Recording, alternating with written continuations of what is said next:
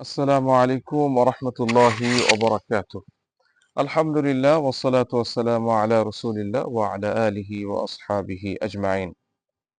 ইমাম মুসলিম রাহমাতুল্লাহ আলাইহি কিতাবুল ঈমান, তার যে সহিহুল মুসলিমের মধ্যে কিতাবুল ঈমান অধ্যায়ে একটি হাদিস বর্ণনা করেছেন, যে হাদিসটা অত্যন্ত গুরুত্বপূর্ণ আমাদের জন্য। এবং হাদিসটি আহ, বোঝা এবং এটার যে মেসেজটা, এটাকে ভালোভাবে অনুধাবন করার সাথে সাথে আমল করা, এটা আমাদের জন্য অত্যন্ত আবশ্যকীয়। আমি হাদিসটি মূল রাবি থেকে পড়ছি। আনিল আব্বাস ইবনে আব্দুল মুত্তালিব রাদিয়াল্লাহু আনহু আন্নাহু সামি'a রাসূলুল্লাহ সাল্লাল্লাহু আলাইহি ওয়াসাল্লাম ইয়াকুল যাকা طعم الإيمان من رضي بالله ربا وبالإسلام دينا وبمحمد رسولا সাল্লাল্লাহু আলাইহি ওয়াসাল্লাম।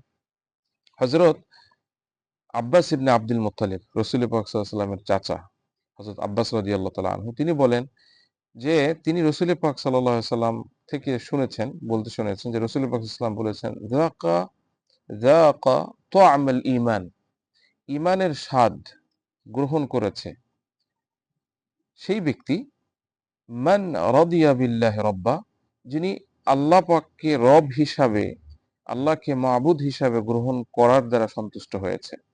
অর্থাৎ তিনি আল্লাহকে খালেক হিসাবে, আল্লাহকে মালিক হিসাবে, আল্লাহই মাবুদ হিসাবে গ্রহণ করে নিজের অন্তর থেকে সন্তুষ্ট হয়েছে।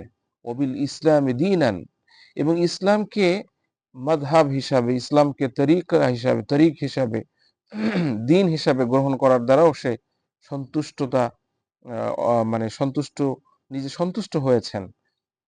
অবি মুহাম্মাদিন রসুলা, এবং রসুল পাক সাল্লাল্লাহু আলাইহি সাল্লামকে তিনি রসুল হিসাবে মেনে নিতে, ইমাম হিসাবে, মানে রসুল বিমানা ইমামান মুত্তাবাআন, তিনি ইমাম হিসাবে গ্রহণ করতে, রসুল হিসাবে গ্রহণ করতে, নবী হিসাবে গ্রহণ করতে তিনি সন্তুষ্ট চিত্তে সেটাকে গ্রহণ করেছেন।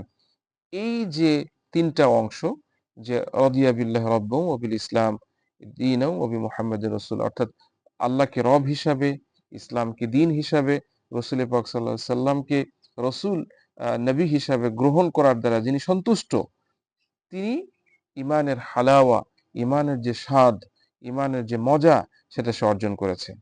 এখানে একটা বিষয়, আমরা যে খাবার গ্রহণ করে থাকি, আমরা যে খাবার খাই, পানি পান করি, এগুলো আমাদের অ জিহ্বার মাধ্যমে, মুখের মাধ্যমে এই স্বাদটা গ্রহণ করে থাকি।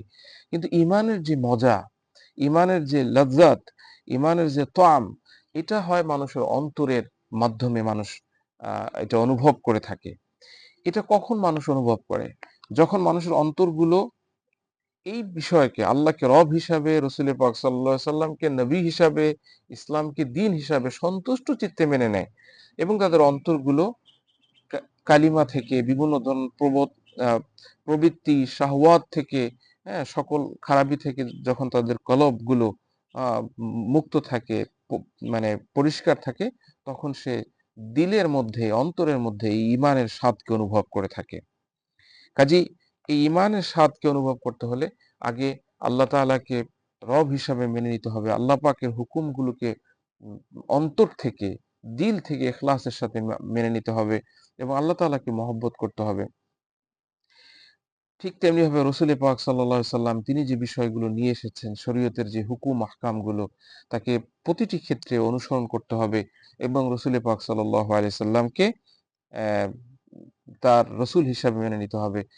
পাশাপাশি ইসলাম, যে ইন জেনারেলি আল্লাহ পাকের যে শরিয়ত, ইন্নাদ-দীনা ইনদাল্লাহিল ইসলাম, আল্লাহ পাকের একমাত্র মনোনীত ধর্ম, এই ইসলামের সকল যাবতীয় হুকুমগুলোকে অন্তর থেকে, দিল থেকে ইখলাসের সাথে করার সেই আম ওম প্রস্তুতি দিলের মধ্যে থাকতে হবে।